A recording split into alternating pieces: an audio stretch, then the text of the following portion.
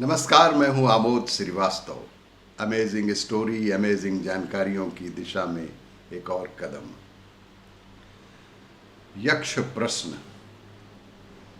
आप सभी को मालूम है, भारत महाभारत में पांडवों के 12 वर्ष के वनवास के समय एक सरोवर में पानी पीने से पहले यक्ष द्वारा पूछे गए प्रश्न सर्वविदित हैं और ये प्रश्न देश काल से परे हैं, जीवन मूल्यों से संबंधित प्रश्न हैं। लेकिन अब प्रश्न यह है कि क्या जीवन मूल्य बदल गए हैं? आइए आज के माहौल में इन पर चर्चा करते हैं। मैं जूम ऐप पर अपने अभिन्न मित्रों के साथ वीडियो कॉन्फ्रेंसिंग करने को उद्यत ही हुआ था कि श्रीमती जी की आवाज आई। हे आर्यपुत्र, आज घर में ना तो दाल है और ना ही कोई सब्जी। अगर भोजन करना है तो दाल सब्जी वगैरह लाने होंगे, तभी भोजन बन सकेगा आर्यपुत्र। पति ने कहा, भार्ये चिंता मत करो, अभी व्यवस्था करते हैं। और पिता ने अपने छोटे पुत्र नीलेश से कहा, वत्स जाओ और थोड़ी सब्जी और दाल लेकर आ जाओ। छोटा पुत्र, आज्ञाकारी पुत्र ने कहा, जो आज्ञा पिताश्री। और नीलेश कपड़े का थैला लेकर चला गया। काफी देर तक जब वह नहीं आया तो श्रीमती जी को चिंता होने लगी और वह बोली, हे आर्यपुत्र, पुत्र नीलेश अभी तक नहीं आया है, मेरा तो दिल धड़क रहा है।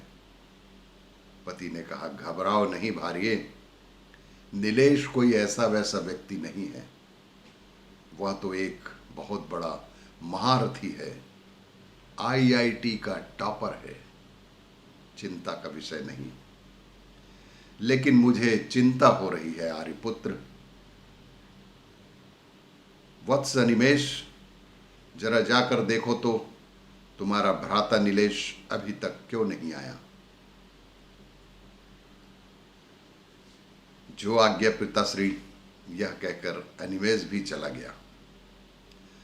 जब काफी देर के पश्चात अनिमेष और छोटा भाई दोनों ही वापस नहीं लौटे तो श्रीमती जी को ज्यादा चिंता होने लगी और अधिक परेशान होकर और अधिक तकलीफ में रहकर उसने बोला, हे आर्यपुत्र, अनिमेष को भी गए बहुत समय हो गया है, अभी तक वापस नहीं लौटा है। नीलेश का भी कोई अता पता नहीं है। मेरा तो मन बहुत घबरा रहा है आर्यपुत्र, कुछ करिए आप, मेरा तो मन बहुत घबरा रहा है।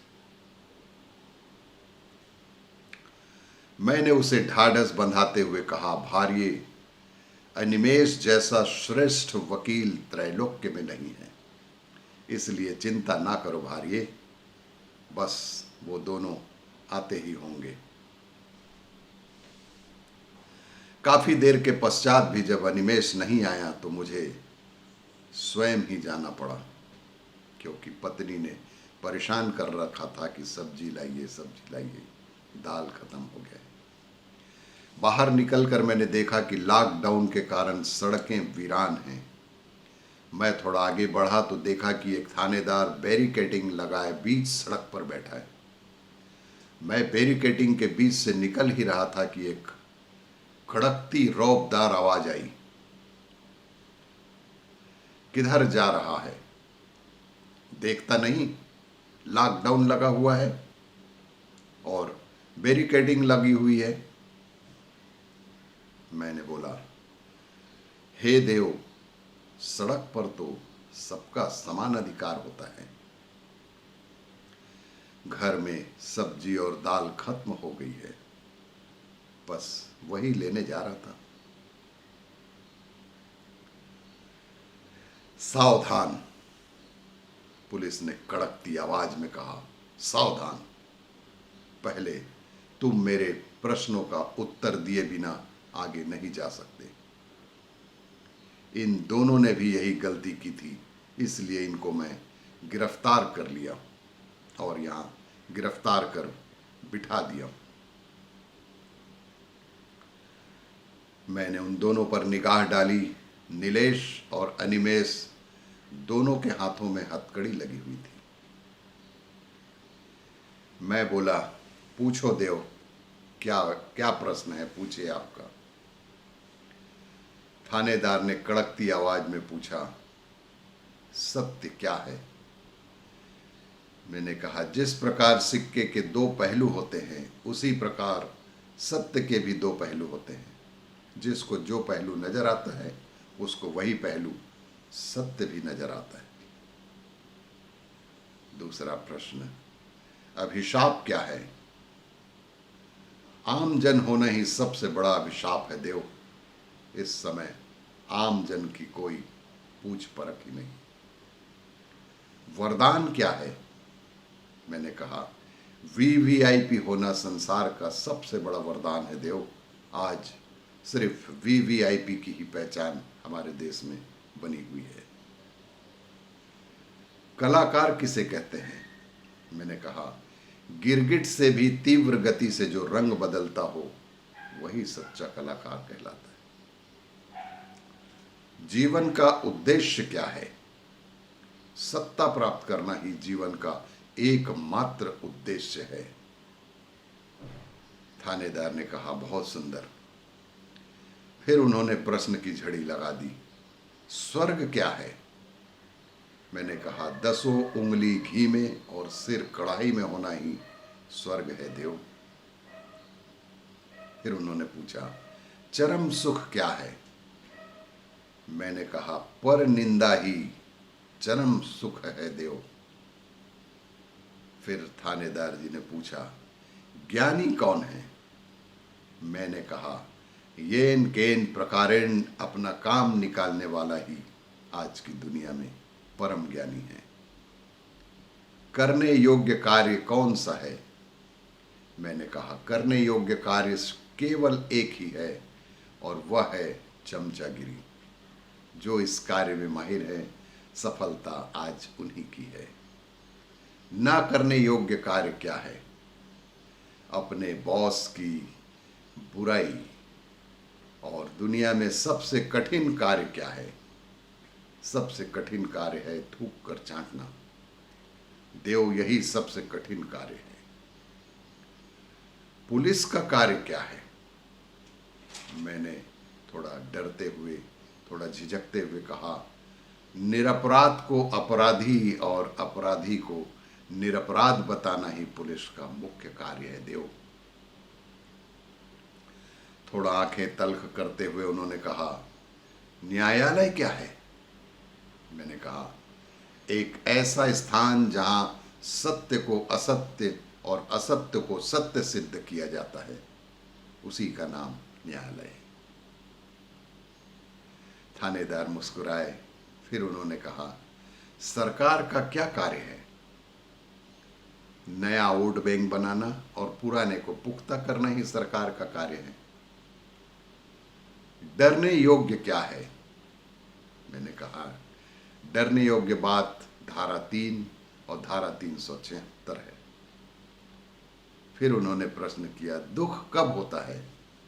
मैंने कहा, पड़ोसन जब मैके चली जाती है तब घोर दुख होता है। फिर उन्होंने कहा, मीडिया क्या है? पैसे लेकर फेक खबरें चलाना ही तो मीडिया का परम कर्तव्य है। सोशल मीडिया क्या है? गप सप करने और टाइम पास करने का सार्वजनिक मंच ही सोशल मीडिया है। फिर उन्होंने कहा, दुस्साहस क्या है? सत्य को सत्य कहना ही दुस्साहस है देव। आज के समय में सत्य को सत्य कहने की ताकत बहुत कम लोगों में है। आज की तारीख में मनुष्य को क्या करना चाहिए? मैंने कहा, आज की तारीख में मनुष्य को केवल अपने घर पर ही रहना चाहिए और सरकार के दिशा निर्देशों का पालन करना चाहिए। मिसाइल से भी खतरनाक अस्त्र कौन सा है? मैंने कहा थूक। वर्तमान परिस्थिति में थूक ही मिसाइल से भी ज्यादा खतरनाक अस्त्र हो गया है। कृतज्ञ किसे कहते हैं? बचाने वाले भगवान पर भी जो पत्थर मारे उसे ही कृतज्ञ कहते हैं। थानेदार बोला, आपने तो मेरे समस्त प्रश्नों का सही उत्तर दिया है, अतः आप अपने पुत्रों को साथ लेकर और दाल सब्जी लेने जा सकते हैं। यह कहानी आप सभी को यदि अच्छी लगी हो तो और भी इस तरह के देखते रहिए। संपूर्ण जानकारी, संपूर्ण नाम काल्पनिक हैं। देव अगर आप प्रसन्न हैं तो मेरे छोटे पुत्र नीलेश को भी छोड़ दें। थानेदार चौंक कर बोला, वत्स, आपने अपने छोटे पुत्र को ही क्यों छुड़वाया? आपका बड़ा पुत्र तो महाप्रतापी है, उसे क्यों नहीं छुड़वाया? भगवान, इसके दो कारण हैं। पहला तो यह कि छोटा पुत्र माँ को अति प्रिय होता है। इसकी माँ इसे देखकर अति प्रसन्न होगी और वो प्रसन्न होगी तो मैं भी प्रसन्न रह सकूंगा। दूसरा यह कि मेरा बड़ा पुत्र एक नामी वकील है और किसी वकील को ज़्यादा देर तक गिरफ्तार करने की शक्ति किसी भी पुलिस अधिकारी में शायद नहीं है। अभी थोड़ी देर में इसकी सेना आएगी और आपके थाने का वैसा विध्वंस कर देगी जैसा कि शिव जी की सेना ने दक्ष प्रजापति के यज्ञ में किया था। थानेदार ने कहा, महापुरुष, आप धन्य हैं, आप अपने दोनों पुत्रों को लेकर जा सकते हैं। यह कहानी पूर्ण रूप से काल्पनिक है। इसके नाम और जो भी कथानक है इस पे ज़्यादा गौर मत करिएगा, चुपचाप पढ़िएगा, सुनिएगा और मज़े लीजिएगा। और भी इसी तरह की जानकारियों के लिए देखते रहिए वीडियो। नमस्कार।